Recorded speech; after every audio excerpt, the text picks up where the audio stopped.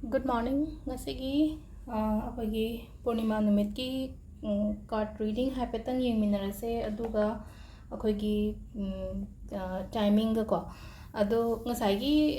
sida aina sise smudging ko saina haidi mai khu toroga haido pose hai tare ko ado crystal ke ka leba matam da ko haidi sise dum ngasi se haidi Purnima iru mai thajare imung maram loi shito song chengdo pa loire haraga di ko aigi leiriba crystal mayam do hai tare ko haidi chamtho oga haidi sigi loina hai tare ko mai khu se loina phangan biba hai tare ko haidi crystal leiriba tagi sum akoina bracelet kaina ga hai le ko bracelet ka jinum makha dagi smaina hai tare ko mai khu se kino toroga haina phangan bio loina mak aduga sida aina sum plate kumba thammi se di amuka hena haidi charge tawna bagi damak tani ko ado crystal sing se smaina loina mak kino tawbiraga horen amuk hai tare ko hozik tawra tawre tawdraga na horen kino do hai tare ko horen nungdang da si myam se tawbiraga aigi mapanda hai tare ko aigi mapanda haraga de gi kino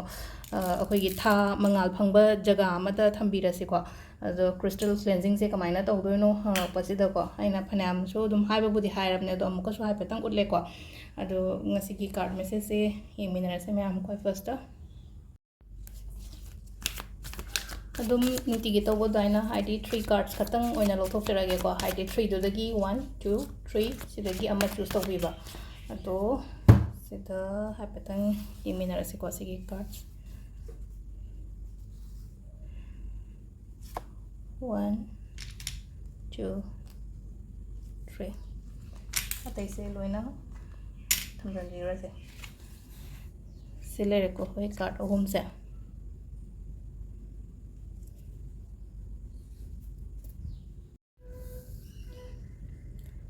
sida lere ko ahambagi se akoigi night of keno hai tare ko haidi keno night of pentacles se hazik aina plan tawraga leiba aigi goal hai tare ko aina thaba ama haidi ko haidi planning haide thabak kida oiro business kida oiro natraga aigi exam thagadaba khotgadaba adumba mayam to ko phajana hazik se plan tawraga leijeba aduda ko haidi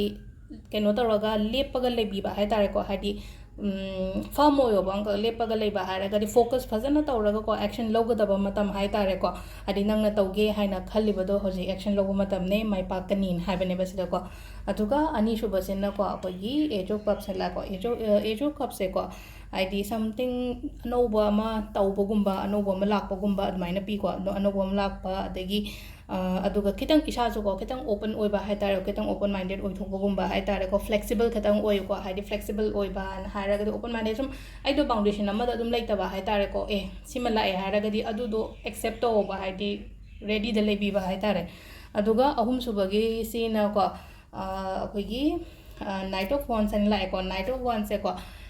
aina khalambadagi hena phana lakani ko potse ko aina khitang khalamena khalase hena hai tare ko hena lakani haraga ngasi aina manifestation tawren khalase ba manifestation to matam se aina business ki oiro na traga paisa ungsa gi oiro aise si power pa mena khalase adudagi hena lakpo oina hai tare ko aina expect tawriba potudagi hena lakpo dumaina pi ko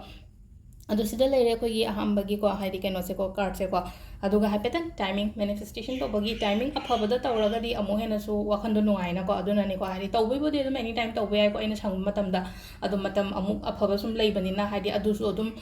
akoina tawba matam da haidi sina bi bai ko adu ayuki sina mariga minit yankai manga dagina taruk makai phong leire ko atagi ong mapan ga minit 13 dagina aniga minit kun mari phawum leire aduga ahumga minit yankai mapan dagina nungdangi pung nipan ga minit kun manga phawum leire aduga athingba gina haitare ko 13 ga minit 30 daina 12 ga minit nifu phawum leire ko nungalam dagina aniga minit manga dagina mari ga minit yankai manga phawba adu ngasai gi nungdangi se haitare ko nungda oiram si dum ahum ga minit yankai mapai se pung mari dagina ko mari dagina pung nipan ga minit kun phawi manung sida ta horo ko hadi nganna tumba mi oiraga di adu hadi kara thengna tumba di 13 minit 30 se ai ko 13 minit 30 daina 12 ga minit nifu phawa sigi marakta tawbi be ai ko ado ngasi se akhoi gi ko sabon sen oibanina hadi akhoi yellow gumba kai gumba maina season bi be ai पैसागी manifestation तब याको high सगोंसें अखोइना लन्ये नुमितने हाइनासु दुम खंगनेनाको अदो पैसागी manifestation हाइरागदि अइना हाइफेतंग हाइदि tree सेमगेरा ball सेमगेरा सेंगाव सेमगेरा अदगी हंगको यावनाको हाइदि सेंगाव दु सुमाइना हाइदि सेमगिबदा हाइदि खितंग कुइना थंबगी मयोन चोंगाकपनि खंगदे नत्रगा मनमगुंबा नमबो अदुदा सिंदोकपदा केम काइदेवा पोतो अदुम सिंदोपियोको crystal दे अदुम reuse तौबा याइको अदु ngसाइगी पोत या कैनोदा ngसाइ अइना सेमगिबदा यावगिबा क्रिस्टल दो अदुदी लौथोगा चार्ज तौबिगनोको अखोइना सिजनरिबा सी खतंग ओइना तौबियोबा ngसाइगी मनी बॉल दे यावरिबा नत्रगा सेंगाव दे यावरिबा क्रिस्टल दुदी लौथो चार्ज तौगनो अइ ngसाइ हजिक अइना दुप अमा थारगा तौबदा अइगी लॉकर दा कैदा दुप तो ओइना फजना थादोकपिबा हाइतारेको अदुइना ओइना तौबियो हाइदि मादि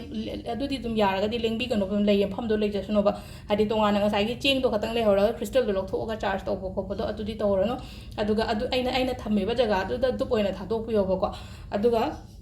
होरेन पूर्णिमा से अखोइना सुम तौबो याबसे नुंगदावरमसे कैनोगुंबा हाइतारेको अंगुगो मचुगुंबा कटपियो